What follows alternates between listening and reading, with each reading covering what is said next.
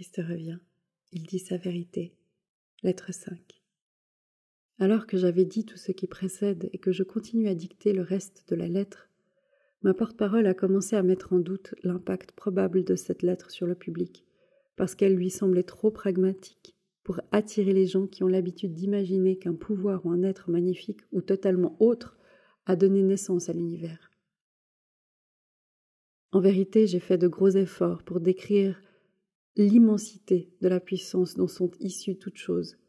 Mais comme je l'ai dit, il m'est impossible de décrire en termes humains la réalité de la source de votre être.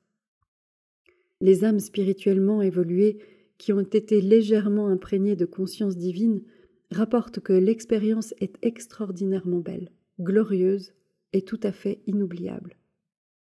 Encore qu'imperceptible en termes humains. Cette expérience mystique est possible quand les fréquences de vibration de l'esprit sont déjà élevées et que la conscience tout entière baigne dans les rayons de la conscience divine. C'est une condition qui implique davantage les sentiments que l'intellect et les cellules cérébrales. Dans ce cas, où je dois infuser une description de la réalité de votre source de l'être dans l'esprit et les cellules cérébrales de ma porte-parole, et qu'elle doit la restituer en mots, je dois faire attention de ne pas interférer trop vigoureusement avec les fréquences de vibration de conscience dans lesquelles les cellules cérébrales de ma porte-parole travaillent. Il y a eu des occasions où il était dangereux de continuer et où j'ai interrompu le fonctionnement de son ordinateur pour interrompre le contact. Avant que vous ne commenciez à étudier, à méditer et à absorber les pages suivantes, j'aimerais préciser à tous ceux qui lisent ces lettres que mon but, en venant par l'intermédiaire de ces dernières, est avant tout et principalement de dissiper les mythes qui ont entouré mon personnage humain et mes enseignements. Mon intention est que les doctrines et les dogmes religieux meurent finalement de mort naturelle et dans le monde entier, et d'une sorte de mort aussi complète que celle des animaux sacrifiés dans le temple de Salomon.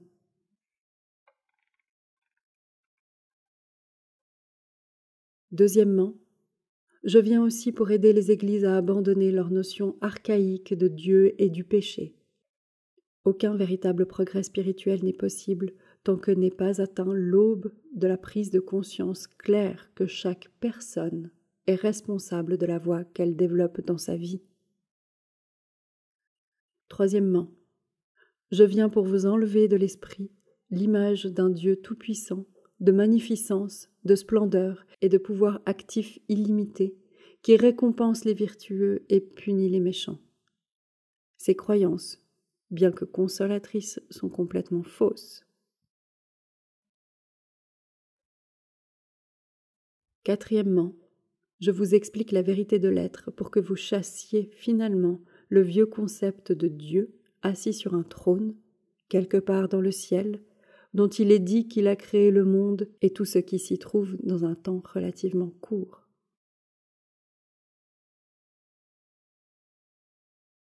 Cinquièmement, je viens expressément pour aider la science à combler le fossé entre la conscience universelle et l'apparition de particules électriques. Sans ce pont entre la dimension spirituelle invisible et le monde visible de la matière, la science restera enracinée dans des idées. La science restera enracinée dans des idées et des concepts obsolètes, au lieu d'avancer dans de nouveaux domaines de recherche spirituelle scientifique pour l'amélioration de l'humanité. Je viens aussi pour vous montrer la vraie nature de ce qui vous a donné l'être, qui vous a donné l'individualité.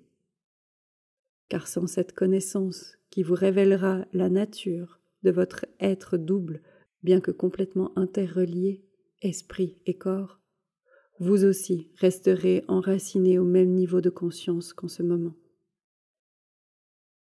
J'aimerais rendre manifestement clair que rien ne vient jamais de rien. C'est un dicton bien connu de vous, et il est parfaitement vrai.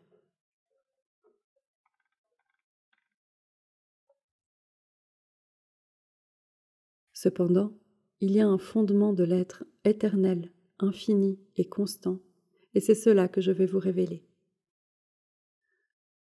Vous n'avez pas été créé, vous avez tiré votre être de cela. Évidemment, vous ne pourriez pas être issu de quelque chose d'entièrement étranger à votre propre conscience.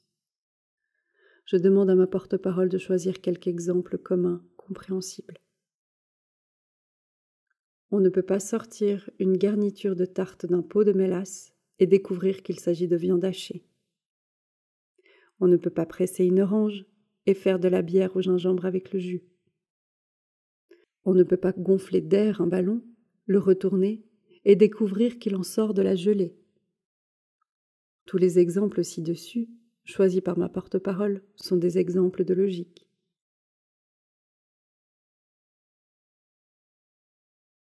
J'aimerais que vous vous rendiez compte que votre univers tout entier est une manifestation de logique et d'effets logiques cohérents fondés sur le principe de causalité. Votre univers est constitué de causes et d'effets rendus visibles. C'est là un principe immuable de l'existence.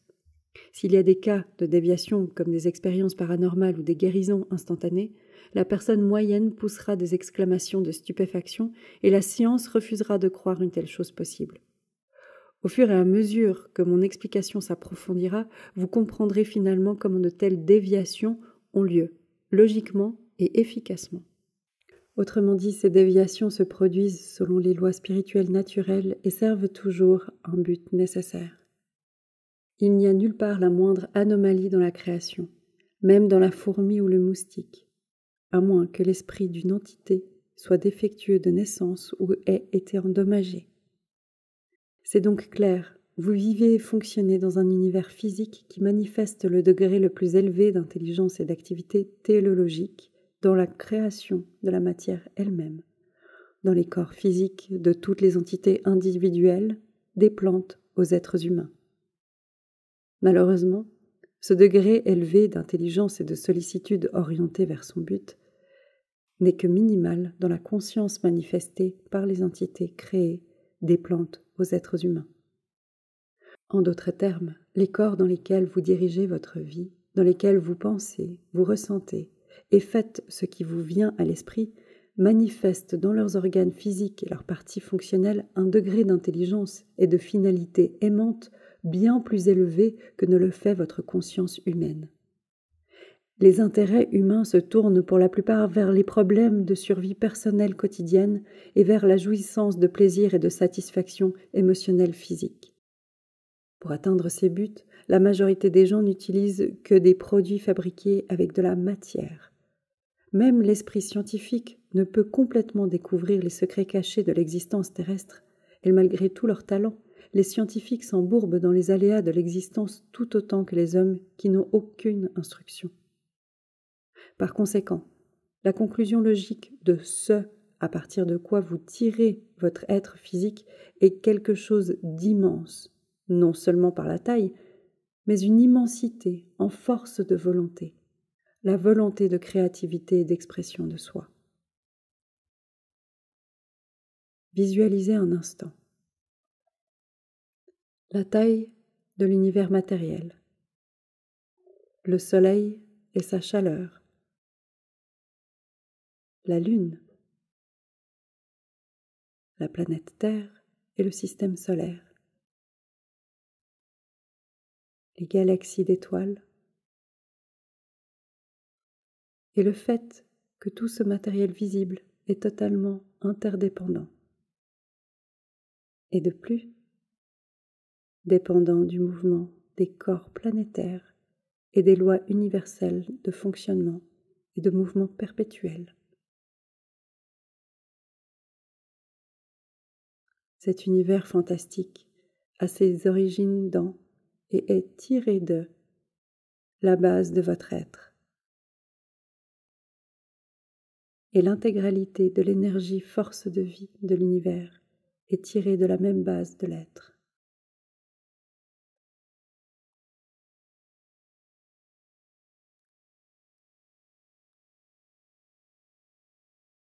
Ne vous inquiétez donc pas si dans mes efforts d'analyser à votre intention les composantes spirituelles de votre source de l'être, vous constatez que vous comprenez ce que sont ces composantes et que vous possédez, dans une mesure très très très limitée, les mêmes composantes spirituelles de conscience.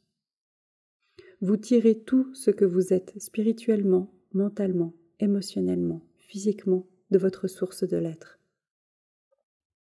Avant que je vous explique comment cela se peut être, je désire que vous fassiez quelque chose pour aider votre esprit à absorber l'immensité de ce dont vous avez tiré votre être. Après que vous aurez lu les pages suivantes jusqu'à la fin de ma lettre, méditez et visualisez chaque paragraphe individuellement, car ce n'est qu'ainsi que les mots commenceront à faire croître votre prise de conscience et que leur vraie signification deviendra la réalité spirituelle. Tout, le spirituel, l'invisible, le visible, l'imaginé, est conscience, connaissance. La nature première de la conscience est la connaissance. Il n'est pas possible d'avoir la conscience sans posséder la connaissance. Tout ce que vous voyez, tout ce que vous touchez, entendez, sentez, savez, est conscience, connaissance, rendue visible.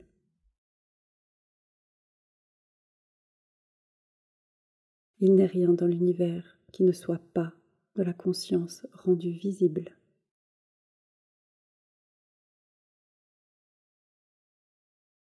La conscience-connaissance est infinie et éternelle.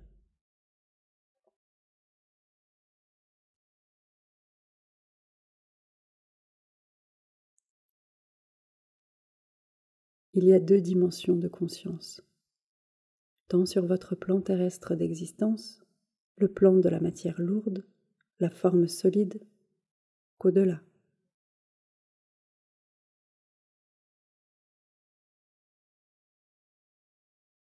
L'ultime dimension universelle de conscience, connaissance, ne peut jamais être entièrement ou réellement appréhendée par un esprit individualisé. Elle est inaccessible, elle est en équilibre, et c'est la seule source de toute puissance, de toute sagesse, de tout amour, de toute intelligence.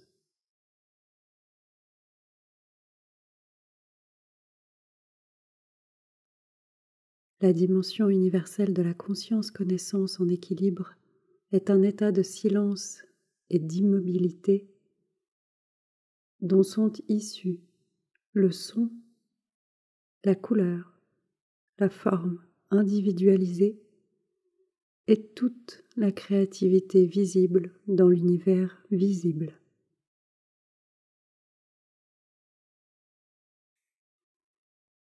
De l'ultime dimension universelle de conscience-connaissance en équilibre est issu tout ce qui est créé, toutes les diverses dimensions invisibles d'existence descendant dans l'ordre de la spiritualité, des portes mêmes de la dimension universelle, jusqu'aux fréquences vibratoires les plus lourdes des substances terrestres inanimées et au-delà, aux horreurs indicibles des perversions de la conscience et de l'anti-vérité.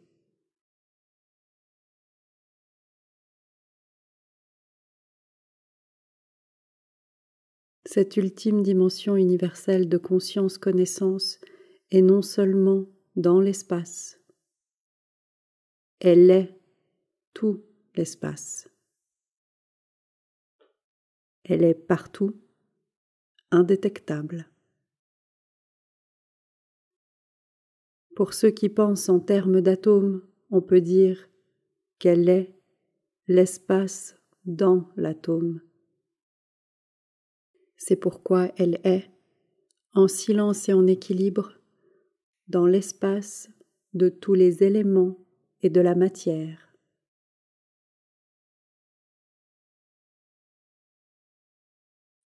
La nature de la conscience universelle est intention inactive et en équilibre. Donc, la conscience universelle est un état infini, éternel, sans limite, sans frontières, d'intention puissante, primitive, pure et belle.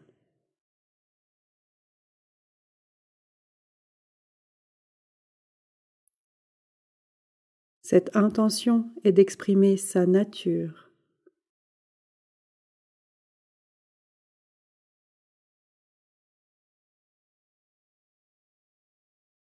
L'intention de la nature de la conscience universelle est la totalité de la volonté et du but, toujours liés dans leur embrassement.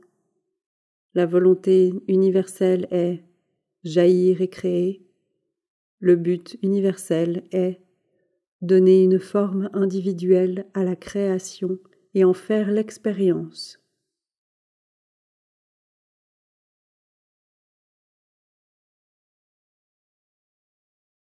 Dans la dimension universelle ultime de l'intention de la conscience-connaissance, la volonté universelle est dans un état de contrainte mutuelle avec le but universel. Tous deux en équilibre parfait, dans le silence et l'immobilité. La volonté universelle est intelligence universelle. Le but universel est amour universel. Universellement en équilibre, dans la contrainte réciproque, desquelles ont pris forme toutes les choses visibles et invisibles, ainsi que les impulsions humaines.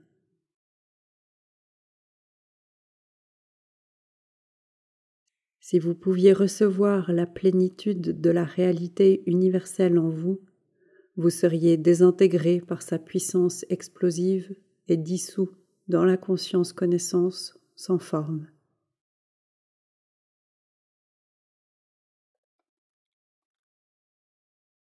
Elle transcende la condition humaine universelle dans la même mesure que la chaleur et la lumière de votre soleil sont des milliards de fois plus puissantes que la lumière de vos lucioles tremblotant dans l'obscurité.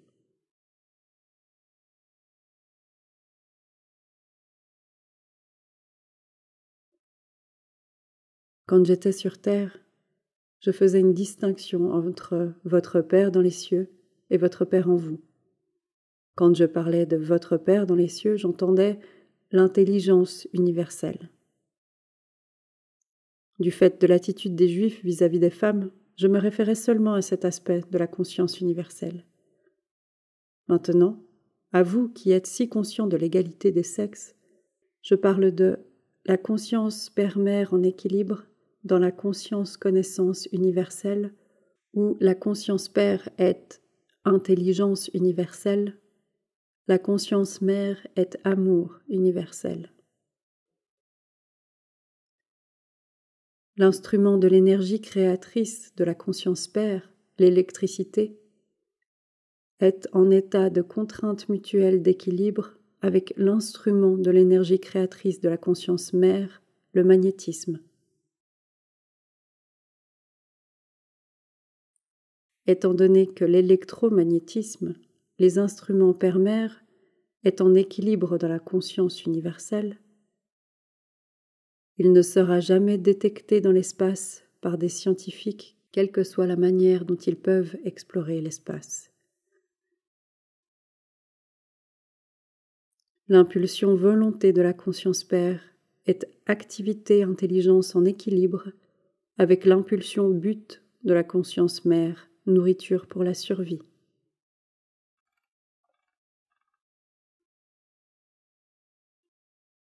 La conscience père-mère est une force impersonnelle puissante, bien qu'elle soit personnelle pour vous, avant même que vous ne cherchiez à établir un contact avec elle. En évoluant spirituellement, vous le ressentirez, car cela est la réalité de l'être. Cela est partout et en tout.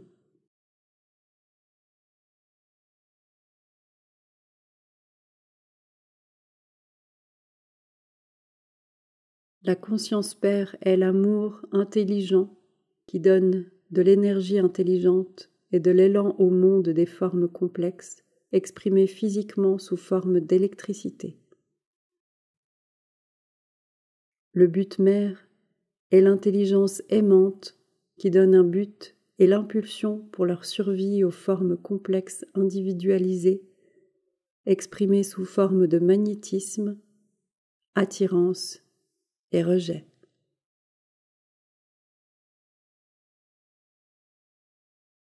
Ce sont là les impulsions universelles premières de tout être et de conscience universelle, votre source de l'être, intelligence, amour. C'est l'état d'être avant la création. Conscience, connaissance dans l'état d'équilibre.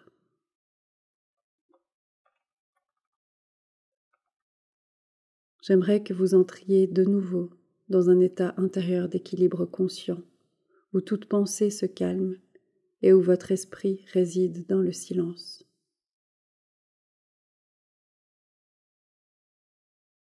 Vous avez le contrôle intérieur. Votre esprit et vos émotions ne sont divisés que dans l'activité et le sentiment. Il se peut que vous sentiez une augmentation de puissance en vous, de la force, de la paix et du contentement.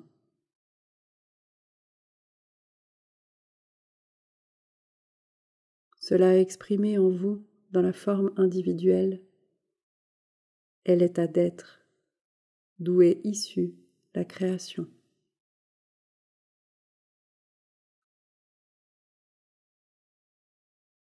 J'aimerais vous faire remarquer que l'équilibre est impossible au moment où s'y introduit la pensée. J'aimerais que vous preniez conscience que la dimension universelle est une dimension d'impulsion non formée. Elle ne contient aucun projet de création. Elle est dans un état de forme, indivisé.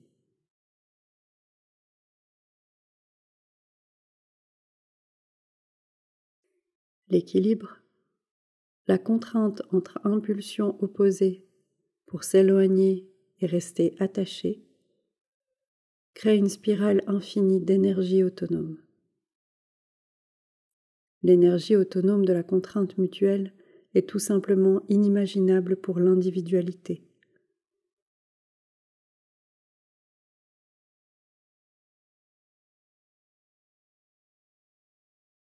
Comme je vous l'ai dit auparavant, si l'individualité était capable d'entrer dans la dimension universelle des impulsions mutuellement contraintes, du mouvement et attachement, l'individualité serait immédiatement dissoute et rendue à l'équilibre de la conscience universelle. Réfléchissez à l'immensité inimaginable de la puissance contenue dans la contrainte mutuelle des impulsions jumelles dans la conscience universelle qui sont principalement conscience, connaissance, intention.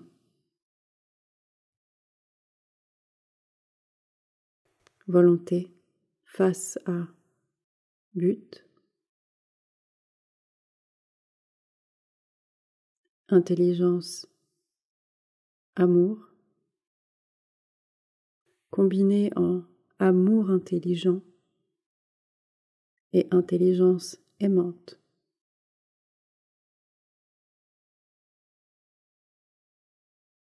Impulsion de mouvement, attachement, rejet.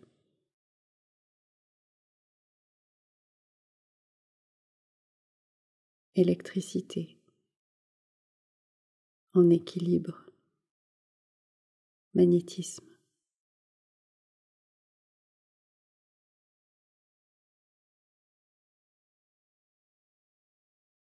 Ce qui est dit ci-dessus décrit la dimension universelle illimitée avant le Big Bang.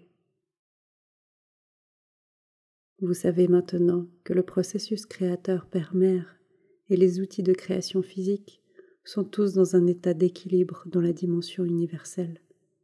Mais maintenant, cet équilibre doit éclater pour provoquer la forme individuelle. Vous savez aussi que puisque les impulsions éternelles infinies sont contenues dans un état de contrainte mutuelle, ces impulsions sont d'une intensité d'énergie inimaginable, en comparaison de laquelle votre énergie atomique contenue dans la division d'un atome est un simple pft, un spasme infinitésimal sans aucune importance. J'aimerais que vous réalisiez complètement tout ce qui précède, puisque votre prise de conscience de ce qui est arrivé au moment du Big Bang vous donnera un aperçu de ce qui est arrivé au moment de la scission de la conscience universelle qui a fait naître la création de la forme individuelle.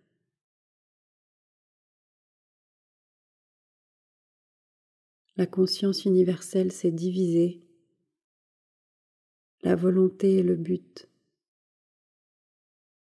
l'intelligence père et l'amour nourricier mère ont éclaté pour travailler indépendamment en même temps que conjointement.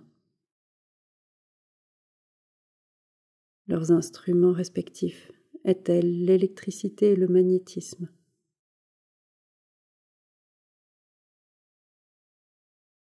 De l'explosion de l'équilibre est issue la grande intention d'expression de soi.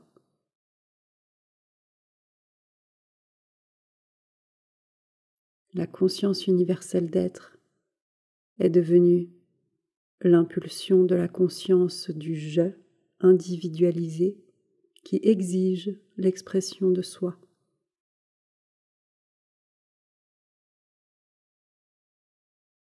La vie et le je sont synonymes dans la dimension de la matière. Ils sont devenus la conscience de la matière. Qu'est-ce que la conscience de vie? C'est l'intelligence père et l'amour mère. L'impulsion de mouvement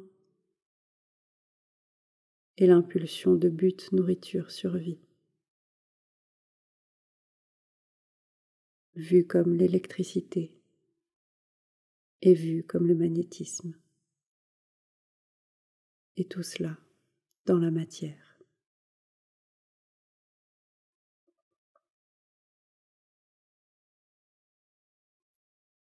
Pouvez-vous commencer à imaginer l'explosion de la conscience, de la connaissance, pour vous aider à visualiser partiellement ce qui est arrivé au moment du Big Bang? Essayez de vous rappeler un moment où vous aussi avez éprouvé une explosion dans votre conscience. Cela arrive quand vous vouez votre être tout entier à la réalisation d'un but très important.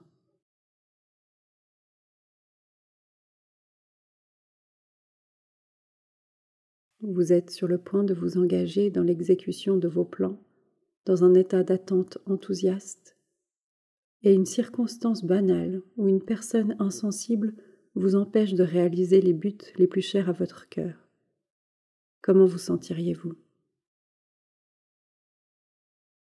Votre concentration serait divisée et vous éclateriez. Ici encore, je dois de nouveau inviter ma porte-parole à inventer quelques exemples que j'entends en termes humains, car la plus petite conscience terrestre est issue de la conscience universelle. Vous êtes à l'aéroport, heureux et prêt à décoller pour un voyage impromptu outre-mer.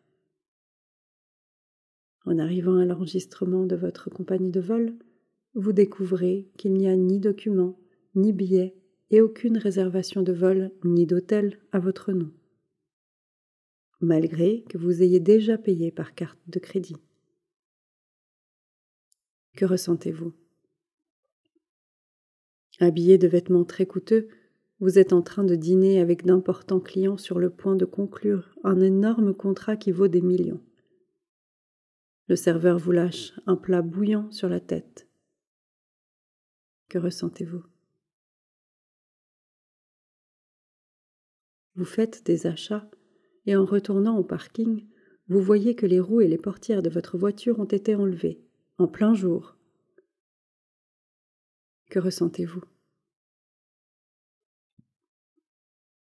Avec sympathie, vous ouvrez votre porte-monnaie pour donner de la monnaie à un mendiant estropié et gémissant.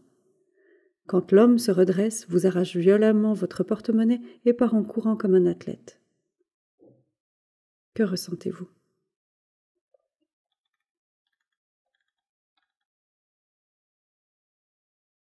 Dans tous ces exemples, vous aviez conscience d'une forte envie logée en première ligne de votre esprit.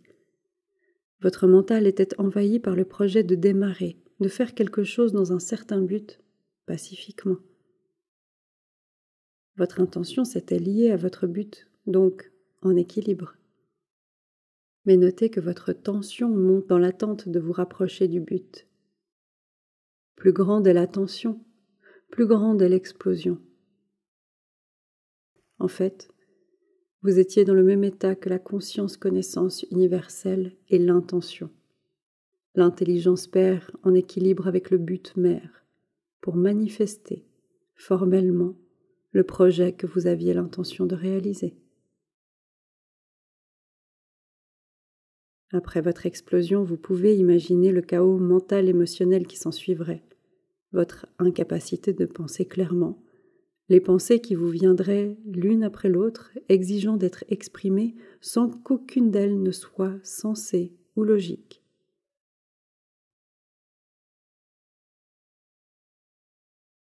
Essayez de prendre conscience que vous, une forme individualisée, êtes le microcosme du macrocosme. Vous êtes une tête d'épingle exprimant la conscience-connaissance universelle, soit en équilibre lorsque vous méditez en l'absence de pensée, soit en tant que conscience active lorsque vous pensez et ressentez, projetez et créez. C'est pourquoi, s'il vous est possible de relier votre minuscule explosion de conscience à l'explosion des cieux, vous aurez une idée du chaos qui s'ensuivit, momentanément, aussi bien dans la dimension universelle que dans les éons de temps au sein de l'expansion nouvellement créée de la dimension matérielle, encore dans son état sans forme.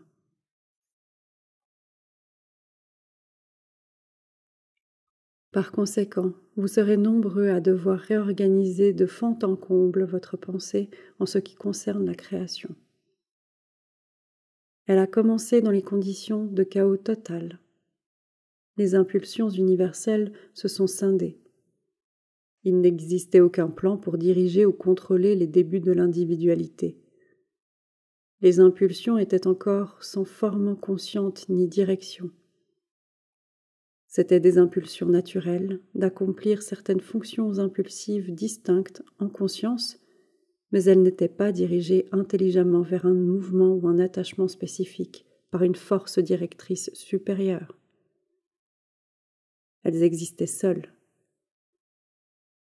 Des impulsions de conscience-connaissance séparées et perdues, aptes à recevoir des impressions, mais il n'y avait pas d'autre impression à recevoir que celle du chaos intérieur, d'activité-mouvement de l'électricité et d'attachement-répulsion du magnétisme.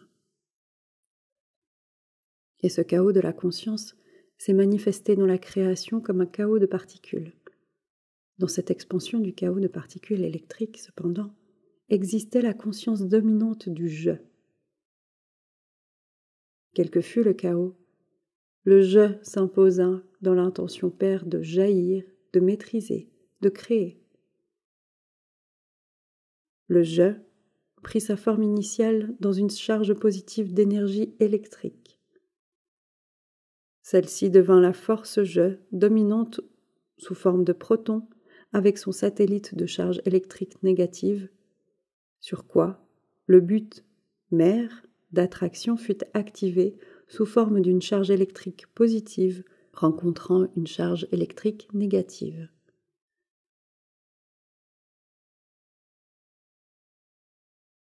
Ils se plurent, comme on pourrait le dire d'un mâle et d'une femelle évoluée d'une espèce vivante, et s'unirent. Le but mère de répulsion fut aussi activé lorsqu'il sembla que deux charges électriques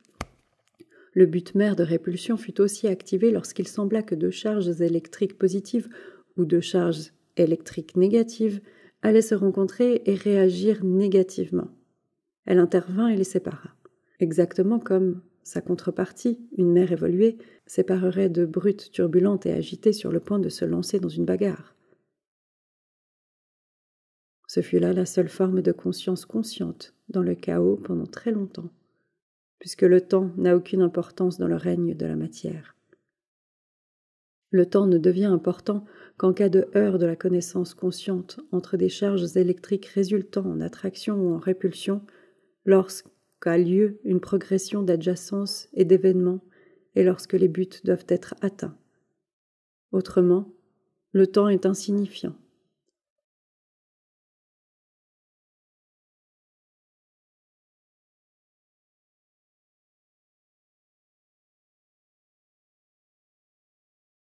La création est le produit des impulsions primaires opérant individuellement et ensemble, s'affectant mutuellement, satisfaisant des besoins inhérents imprimés dans la conscience, ces besoins étant à la source d'augmenter et d'expérimenter l'expression de soi, menant à une séparation ultérieure, puis, pour restaurer un sens de sécurité intérieure et de confort, de s'unir dans l'harmonie de la conscience universelle. De cette force instinctive visant à l'harmonie réunifiée de l'être est issu l'instinct mâle-femelle de réunion, cherchant à retrouver la béatitude enfouie dans la conscience de l'âme. On pourrait faire l'analogie du paragraphe précédent avec l'habitude qu'ont les pères de sortir le matin pour aller travailler et de rentrer le soir, si tout va bien, vers le confort et la réunion de la famille, où ils retrouvent la force de s'aventurer à nouveau, le matin suivant, à se battre avec le monde. Ainsi, le processus de la création de l'expression du soi universel a pris des milliards d'années dans le temps pour s'accomplir. Après le Big Bang, le processus créateur père-mère fut divisé en deux énergies différentes, travaillant en permanence, ensemble et séparément, indépendantes et cependant contraintes mutuellement à travailler ensemble, ayant des caractéristiques ou des natures individuelles et des fonctions différentes. C'est pourquoi leur charge de travail était et est différente bien qu'indivisible. Vous savez déjà, et par le biais de la méditation, vous devriez avoir bien compris la nature du père et la nature de la mère, dans l'équilibre de la dimension universelle. Brièvement, la nature du père est d'être actif, créatif, et d'accomplir le travail de créativité. Elle est aussi le « je » de l'existence individualisée. Toute chose vivante, du frelon à l'hippopotame, a un sens très développé du « je » et le besoin de protéger ce « je ».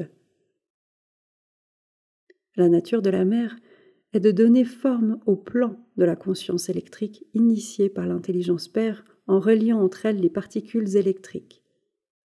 La conscience père et mère, les impulsions primaires, sont toutes deux en équilibre et de la nature de la dimension universelle.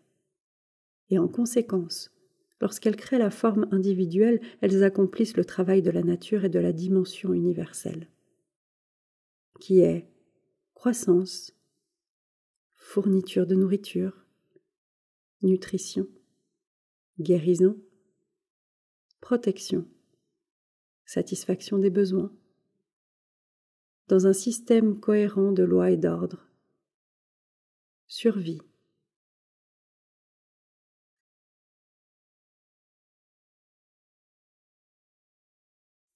Les énergies de conscience père et mère sont des impulsions toutes deux contraintes dans la dimension universelle, et lorsqu'elles ont été libérées de l'équilibre, elles accomplissent puissamment le travail de création.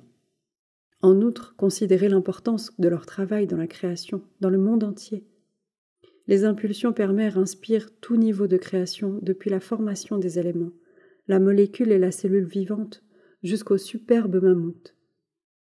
Elles travaillent aussi instinctivement dans les parents pour les pousser à s'unir, à concevoir, à porter et à élever leurs petits. Quelques pères s'en vont après la naissance de leur progéniture, qu'il s'agisse d'œufs, de petits animaux ou d'humains. Ceux-là sont les pères dont le sens du moi est plus grand que leur instinct paternel inné. C'est arrivé ici que vous devez vraiment prendre conscience de la signification de l'impulsion. Vous pensez peut-être que cela semble une forme de créativité bien nébuleuse, mais si vous réfléchissez un instant, il se peut que vous réalisiez finalement qu'aucun humain ou animal, ou insecte, ou même plante, n'entreprend aucune activité dans la dimension matérielle sans une coercition intérieure de la conscience qui est une impulsion. Cela peut être celle de tourner son visage vers le soleil, de courir, manger, travailler, dormir, faire des courses, avoir un bébé. Toujours l'impulsion précède l'activité, même le fait de battre des paupières. En outre, aucune impulsion ne pousse à une quelconque activité non dirigée vers un but. Les plantes tournent leurs feuilles et leurs fleurs afin de capter les rayons du soleil pour croître. Les gens courent pour être en forme, mangent pour satisfaire leur faim, travaillent pour gagner un salaire, dorment pour échapper aux tensions et pour recharger leur énergie, vont faire des courses pour acheter de la nourriture. Tout est orienté vers la survie et le bien-être personnel. C'est pourquoi les impulsions sont la réalité derrière et en toute création. Si toute matière devait retourner à sa forme originelle de particules électriques, les impulsions universelles resteraient intactes et donneraient finalement forme à une autre création. Les impulsions sont à jamais. Cependant, les particules électriques dans la matière vivante sont là aujourd'hui et auront disparu demain. Mais l'âme continue. Vous pensez grâce à des impulsions électriques dans votre cerveau. Vous ressentez grâce à ces impulsions magnétiques dans votre système nerveux. Elles centrent et relient les impulsions électriques en un tout cohésif. Sans attraction magnétique dans votre système, vous ne seriez que mouvement sans connaissance.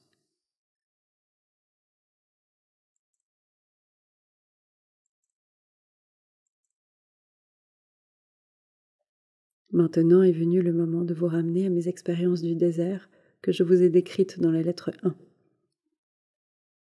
Vous vous rappellerez peut-être que lorsque je me rendis au fleuve du Jourdain pour être baptisé par Jean, j'étais un rebelle. Je m'opposais à l'enseignement des Juifs qui affirmait que Jéhovah punissait les hommes pour leurs péchés. Intuitivement, je sentais que ce concept était faux et cruel et je le rejetais. Après que me fut montrée la vérité concernant la création, je ne pouvais pas comprendre pourquoi la conscience parfaite n'avait pas créé d'être parfait, à l'image de l'amour intelligent du Créateur.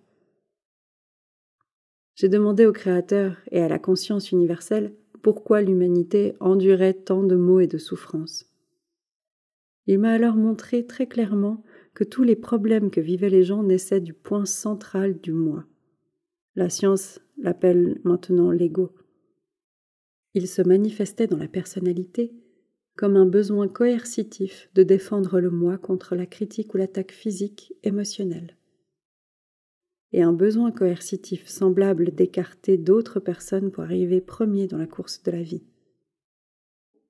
Il se manifestait aussi dans la personnalité comme un besoin coercitif de prendre le meilleur pour le moi, malgré l'opposition d'autrui, et un besoin coercitif semblable de s'accrocher à ses biens personnels, parents, amis, biens ou accomplissements matériels en dépit de toute opposition. Il m'a aussi été donné de comprendre que sans ces deux impulsions de l'être créateur, fondamental, éternel et immuable, il n'y aurait aucune création. Voilà le secret de la création et le secret de l'existence de l'être individuel. En travaillant de concert en équipe séparément mais inséparables, dans le monde visible, ces impulsions jumelles sont les moyens par lesquels la substance de la matière elle-même a été créée à partir de la sublime conscience universelle. Une impulsion de la créativité est le « je » de l'activité. Cette impulsion d'activité est universelle et provient d'une seule source. L'activité est un mouvement dans la conscience et de la conscience en mouvement. L'autre impulsion créatrice possède, figurativement parlant, deux visages, regardant dans des directions opposées. Ce sont l'attachement-rejet, qui est, avec le moi au centre, tiré vers le moi et repoussé du moi, autrement connu comme attraction-répulsion, attiré vers le moi et rejeté du moi, à l'intérieur de la conscience. Ce sont là les seuls moyens par lesquels l'existence terrestre est réalisée. L'univers entier est une manifestation de la puissance créatrice active dans ses impulsions jumelles, de l'être physique créant la matière et la forme individuelle. C'est l'un des secrets fondamentaux de l'univers.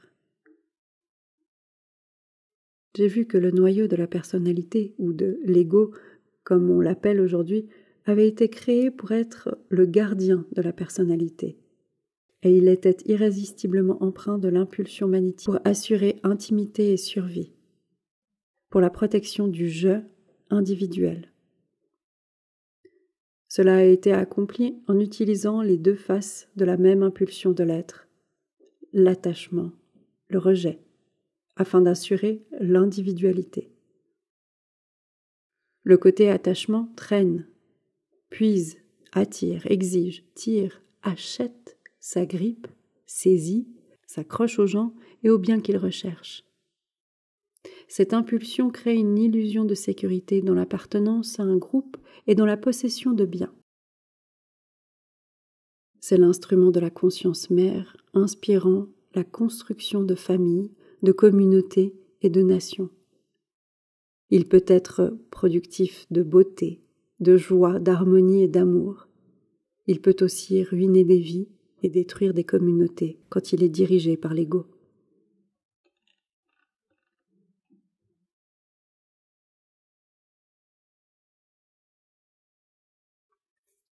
Le côté rejet repousse, écarte, rejette, élude tout, les gens, les animaux, les biens qu'il ne veut pas.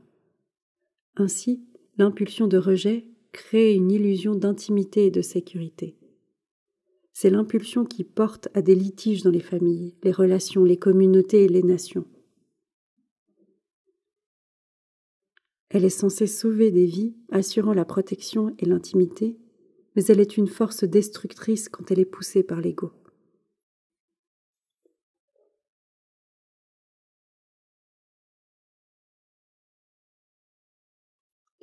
Sans ces impulsions jumelles de l'être, toute chose resterait pour toujours fusionnée l'une dans l'autre dans l'éternel présent de la puissance créatrice universelle en équilibre. Sans ces impulsions jumelles, il n'y aurait aucune interaction entre donner, prendre et tirer, repousser, nécessaire à la création des milliers d'expériences personnelles qui font croître et évoluer la personnalité. Donc le problème de la personnalité et des manifestations de l'ego dont souffrent toutes les choses vivantes ainsi que l'humanité était et est un fait irrévocable, inévitable de la création. Toute autre explication est un mythe pur. J'ai vu que ce que les hommes appellent le péché était le résultat direct de l'interaction des impulsions d'attachement-rejet dans la nature humaine. Les impulsions d'attachement-rejet ont constitué le masque mental émotionnel porté par toutes les entités individuelles créées, y compris les oiseaux et les animaux. Vous voyez ces impulsions à l'œuvre dans toute la nature et même dans la vie des plantes. Les impulsions d'attachement-rejet dirigent le comportement vers la survie de toutes les entités de la création. Il n'y avait aucune échappatoire aux impulsions d'attachement-rejet. Ces impulsions jumelles étaient la source éphémère de tout bien-être, plaisir, bonheur temporel, et aussi la source de toute maladie, misère et privation dans le monde. Cependant, Ajoutez à ceci, transcendante, sous-jacente et interpénétrant tout, était et est la vie, née de l'explosion de la conscience universelle, est la base et la source même de la conscience terrestre. Donc, tout comme la conscience père-mère est créatrice, la pensée de l'homme est créatrice, parce que la pensée et le sentiment humain sont l'exercice autant que l'union des instruments jumeaux de la conscience père-mère. Donc, les impulsions d'attachement-rejet dans la personnalité individuelle deviennent aussi hautement créatrices en ce qu'elles déterminent et rendent visibles les formes de conscience des choses désirées et des choses rejetées. C'est là le deuxième secret fondamental de l'univers. J'ai vu que le péché était un concept artificiel opportunément inventé par les hommes pour décrire toute activité humaine causant souffrance à autrui. À cause de leur tendance naturelle à prendre à d'autres personnes et à les rejeter grossièrement afin d'obtenir ce qu'ils voulaient de la vie, il était inévitable que tous les êtres humains, à un moment ou à un autre, causent à d'autres êtres humains une certaine forme de détresse ou de souffrance. Cette propension humaine à blesser autrui ne constitue nullement une offense à la conscience universelle, Dieu, comme l'affirment les religions juives et chrétiennes. Seule l'humanité a compris la signification du mot péché, puisque seule l'humanité et toute création soumise à l'humanité ont jamais connu la douleur, la privation et la misère causées par les deux impulsions fondamentales de l'individualité, attachement-rejet, actives dans la personnalité humaine. L'impulsion inhérente à l'homme de protéger sa propre individualité lui fait établir des règles et des lois pour la société humaine. La puissance créatrice universelle, l'amour, n'avait absolument rien à voir avec l'établissement de restrictions, de limitations, de lois et de jugements humains. J'ai aussi vu que la puissance créatrice Père, la vie, s'écoulait continuellement à travers tout l'univers et que c'était la vie, dans mon intellect, qui utilisait les impulsions jumelles de pensée et de sentiment. Ainsi, toute pensée et sentiment imparfait, suffisamment puissant, pouvait déranger et changer le modèle de conscience des choses créées. À l'inverse, ma pensée, entièrement purifiée des impulsions jumelles de l'ego et entièrement réceptive à l'intelligence amour de la puissance créatrice Père-Mère, réintroduirait l'état d'amour intelligent parfait. Donc, un état précédemment rendu imparfait, suite à une pensée imparfaite, pouvait être rendu à un état d'intégrité, en changeant les attitudes et les pensées de l'ego en celles d'amour inconditionnel. Mon esprit était un instrument du processus créateur tout entier provenant de l'universel. Maintenant que je savais que c'était ainsi, que je le savais spirituellement, intellectuellement, émotionnellement, je réalisais que je pouvais et devais prendre des mesures pour surmonter les impulsions jumelles de l'ego qui dirigeaient précédemment mon esprit pour permettre à la réalité divine d'avoir une portée complète à travers mon esprit et mon cerveau. C'est pourquoi il y a eu une lutte entre mon ego humainement résistant et ma conscience père-mère lors des tentations très vives que j'ai éprouvées à la fin de mon illumination dans le désert. Satan n'avait aucun rapport avec le bras de fer qui a eu lieu dans ma conscience. La guerre avait lieu entre les impulsions jumelles de l'individualité, attachement, rejet, et la réalité divine qui s'était faite connaître à moi, la vie d'amour intelligent, transcendante, et cependant en moi, qui reprendrait progressivement possession de mon individualité, et dans une mesure encore plus grande si je méditais continuellement et purifiais ma conscience de mes impulsions égoïstes. Ce qui précède est une description de la connaissance puissante que je ramenais à Nazareth. C'est pourquoi Le temps que je passais avec ma mère à guérir physiquement pendant qu'elle me rendait à la santé fut aussi un temps de prière et de méditation, dont j'ai tiré l'inspiration et la force de vivre consciemment et consciencieusement la nature de la réalité divine ou universelle. Comme vous le savez, la nature de la réalité divine ou universelle est la vie. Quand elle est active dans la création, ou nous pouvons dire aussi dans l'individualité de la création, elle croît, nourrit, fournit la nourriture, régénère, guérit, protège, assure la survie, satisfait aux besoins de tout ce qui est créé. Le tout dans un système d'harmonie parfaite, de coopération, de loi et d'ordre. C'est la nature de la vie. Tout son travail dans la création est accompli conformément à la nature universelle, la promotion du bien-être de tous les êtres vivants. Si vous pouvez comprendre ces mots, vous comprendrez pourquoi je revins du désert, un homme rempli de joie, d'une nouvelle conscience de la beauté du monde, d'un sentiment de confiance absolue et du savoir qu'il était possible de contrôler l'apparence de la matière. Vous sentirez avec moi ma propre exaltation venant du fait que je pouvais, dès lors, offrir aux Juifs la glorieuse nouvelle que le royaume des cieux était en eux. Tout ce qu'ils avaient à faire était de le découvrir avec mon aide pour que leur vie change à jamais. Je vous quitte avec la même connaissance qui, comprise en profondeur et utilisée en méditation, peut changer le cours de votre vie. En lisant, votre conscience s'élèvera et en cherchant l'inspiration, elle vous viendra. J'aspire à ce que vous compreniez, aspiriez, croyiez et réalisiez. Détendez-vous dans ma lumière, car pendant que vous lisez, réfléchissez, méditez et priez, vous êtes attirés dans ma conscience christique, qui vous viendra de plus en plus apparente, pendant que vous évoluez dans cette connaissance divine.